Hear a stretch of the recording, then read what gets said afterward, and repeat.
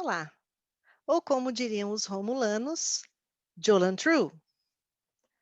Eu estou aqui para conversar com vocês hoje mais um pouquinho sobre Star Trek. Então vamos lá. Um certo vulcano e a unificação.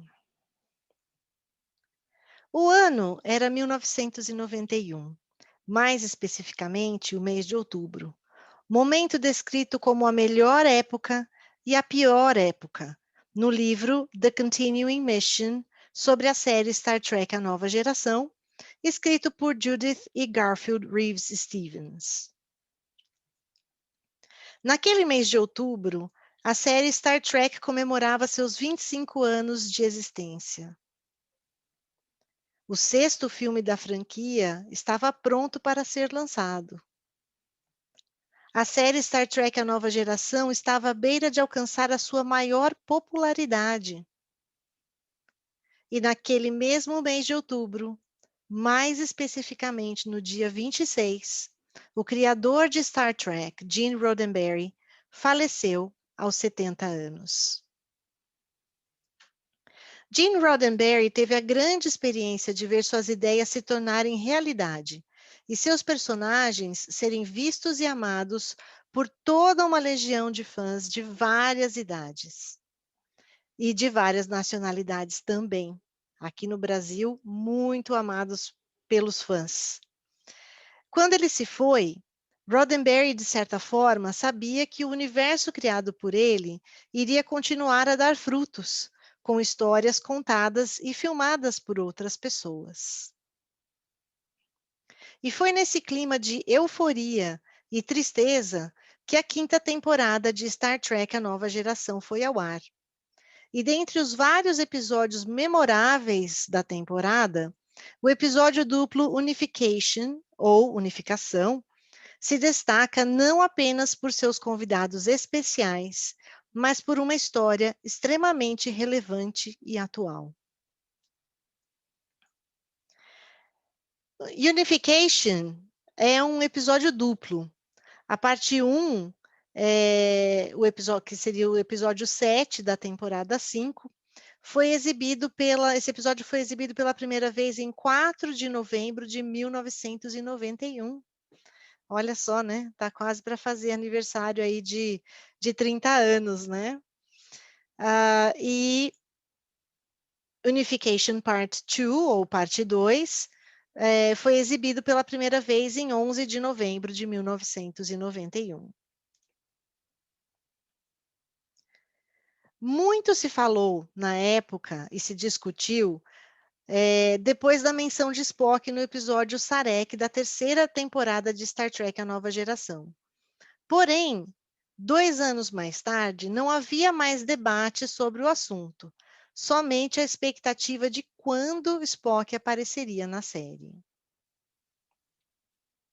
A lógica para que isso acontecesse era perfeita. Vulcanos vivem vidas muito longas, e na série original, Spock é apresentado como um vulcano jovem. Na época do Capitão Picard, Spock seria um homem de meia idade. Então vamos falar um pouquinho sobre a história de cada um desses episódios, da parte 1 e da parte 2. Para quem ainda não assistiu os episódios, eu vou falar um pouquinho da história, né? Vou falar das partes principais da história de Unification, mas eu não vou dar todos os detalhes, né? Vai ser um pouquinho de spoiler para quem não assistiu, mas eu acredito que, mesmo assim, não vai estragar a experiência de assistir aos episódios depois. E para quem já assistiu Unification, vamos relembrar um pouquinho do que aconteceu.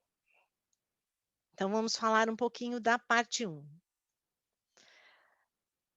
O Capitão Picard é informado de que aquele famoso vulcano, o Sr. Spock, agora embaixador, partiu em uma missão não autorizada ao planeta Romulus.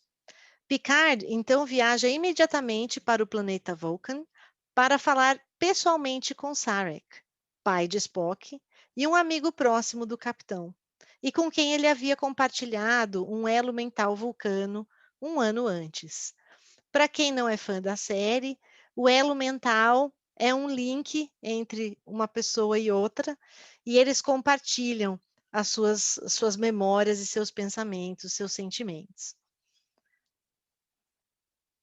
Apesar de Sarek estar gravemente doente, Picard consegue se encontrar com ele e o Vulcano conta a Picard que seu filho pode estar em contato com o senador romulano Pardek, numa tentativa de curar a antiga ruptura entre vulcanos e romulanos.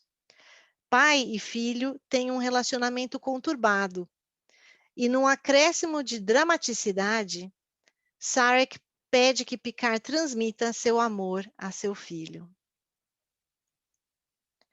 Disfarçados de romulanos, Picard e Data partem para o planeta Romulus, em busca do senador Pardek, em uma nave camuflada Klingon que conseguem com a ajuda do Klingon Gowron.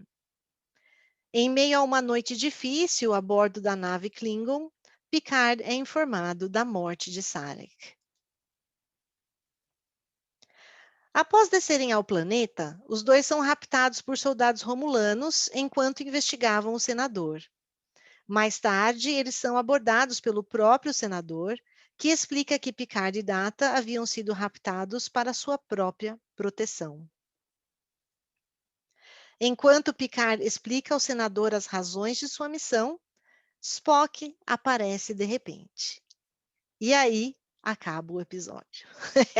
Agora dá para imaginar como é que ficaram os fãs, né?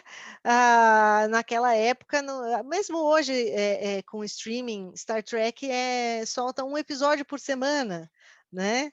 Então imagina a ansiedade para ver a parte 2. Vamos falar de Unification Part 2, então. Aqui a gente passa rapidinho, não tem que esperar uma semana. Picard e Data se encontram com Spock no planeta Romulus. Spock não está disposto a cooperar quando Picard o questiona sobre detalhes de sua missão.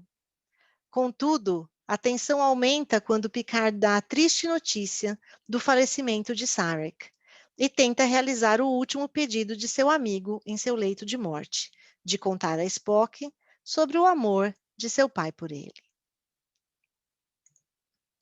Então, Spock revela a Picard que o propósito de sua missão é reunificar Romulanos e Vulcanos. Essa revelação choca Picard, que não confia nas intenções do governo romulano. O senador Pardek leva Picard e Spock para um encontro com Neral, procônsul romulano que diz apoiar a reunificação. Assim que Picard e Spock deixam a reunião, a personagem Sigla aparece no escritório de Neral, deixando claro que o apoio não é verdadeiro. Sila é filha mestiça de Tasha Yar. Ela teve essa filha com o procônsul. Ambas são interpretadas pela atriz Denise Crosby. Porém, a história da Tasha Yar é uma história bastante complexa que a gente vai deixar para conversar sobre essa história numa outra ocasião. Mas, para quem não é fã de Star Trek, que não conhece essa história, dá para acompanhar a história do episódio normalmente. Picard diz a Spock que ele não confia no fato de Neral ter oferecido seu apoio tão rapidamente, sem ter o respaldo dos romulanos tradicionalistas. Spock também se diz cético, mas decide que é de interesse da Federação que eles sigam em frente. Ao longo do episódio, a situação se agrava. Porém, Spock, Picard e Data escapam, e Spock decide continuar em Romulus para trabalhar na busca da paz entre os dois povos. A história termina com o momento mais emocionante para os fãs. Spock faz um elo mental com Picard para ter acesso às memórias de seu pai Sarek, em um momento de encerramento da história de pai e filho. Bom, vamos a uma análise e algumas informações extras relacionadas a esse episódio. A ideia de reconciliação entre vulcanos e romulanos após tanto tempo de distanciamento e oposição é a força propulsora de Unification e pode ser considerada uma metáfora de unificação em vários aspectos. Numa representação do mundo real, havia a reunificação da Alemanha, com a queda do Muro de Berlim em 1989 e tudo o que isso representava para o mundo do século XX. A unificação também entre a série original de Star Trek e a nova geração. E a unificação não só das duas séries, mas as séries com os filmes, já que o filme Star Trek VI, A Terra Desconhecida, tinha Leonard Nimoy como produtor e ator, e foi lançado na mesma época. Muitos até dizem que a participação do Nimoy no episódio foi um tipo de promoção também para o filme. Isso também pode ser uma metáfora da união de fãs da série clássica com os novos fãs conquistados com a série A Nova Geração. Naquela época, assim como hoje, muitos fãs resistem às mudanças quando aparece uma série nova, né? E a nova geração trouxe muitas mudanças, né? Uma delas foi ter, por exemplo, um Klingon na ponte de comando, né? Como chefe lá de segurança, sendo que na série clássica os Klingons são inimigos da Federação. Né? Entre outras coisas, né? Então sempre tem aquelas pessoas mais resistentes, os fãs mais resistentes às mudanças. Então também acho que isso representou uma união de todos os fãs. Num contexto bem típico de Star Trek, já não há mais diferenças. Algumas informações extras sobre o episódio. Além da já esperada aparição de Nimoy no papel de Spock, o que acontece no finalzinho da parte 1 e deixa aquele público ansioso pelo que está por vir na parte 2, também há de se destacar a participação dramática do ator Mark Lenard na reprise do papel de Sarek. Leonard já havia interpretado Sarek no episódio A Caminho de Babel, da série clássica, e nos filmes Star Trek 3, 4 e 6. Ele também interpretou um comandante romulano no episódio O Equilíbrio do Terror, além de um capitão Klingon em Star Trek, o filme. No episódio, personagem e ator se unem em uma dramática situação. Ambos morreriam de uma grave doença. Mark Lenard morreu de câncer em 1996.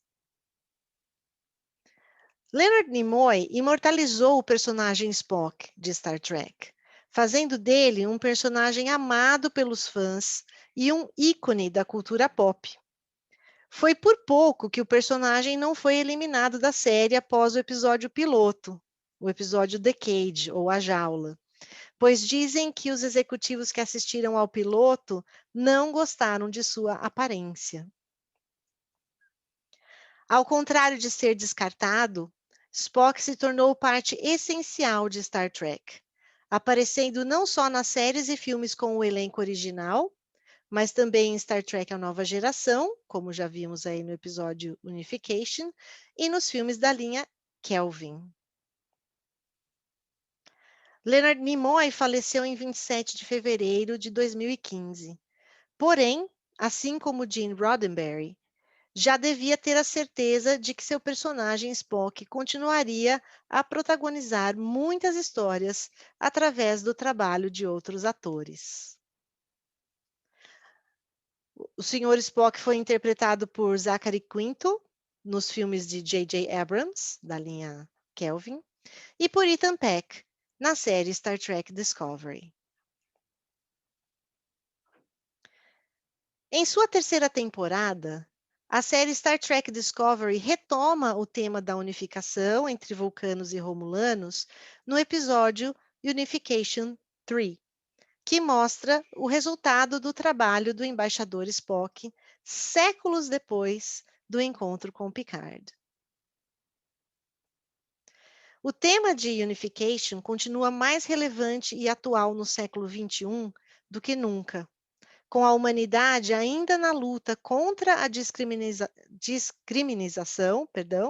e a polarização das ideias, e na luta por direitos iguais para todos. Infelizmente, dividir é mais fácil que unir, separar é mais fácil que reunificar.